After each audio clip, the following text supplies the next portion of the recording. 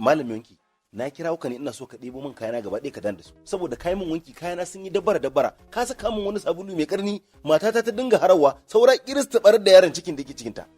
Alhaji ai haka kwarai kuwa ai kuwa in dai wannan ce matsalar ka Alhaji na yi maganin matsalar ka da ma duk mai matsala irin taka bar ka ga sirrin.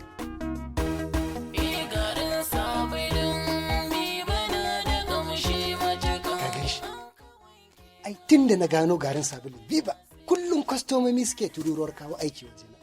In takaice maka Alhaji in kana buƙatar aiki a guri na yanzu daga yau sai ka yi bukin.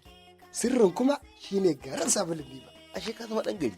Wa ya gaya maka ni nan da kake gani na a cikin gidana tun daga ban ɗaki da kwanukanmu na wanki da komai da ka sani da garin sabulun Viva muke amfani shi sa zaka ji gidana yana tashin kanshi. To alhamdulillah da Allah ya sa ka gano sirrin da ke cikin garin sabulun Viva. Don haka wannan zan shiga da shi cikin gida in yi so alabashi ka sai wani ka karasa an gama a tuhumin da kayayyaki. Ai haka Alhaji. A kware kuwa. Uwar gida da amarya garin sabulun wanki na Viva shine yafi dacewa da gidajenku domin kwanukan ku su fita kalkal sannan ku wanke kayayyakin ku kayan ku su rinka yin kamshi gida ya wuni yana kamshi sai sabulun wanki na Viva na kamfanin Aspira Nig Ltd.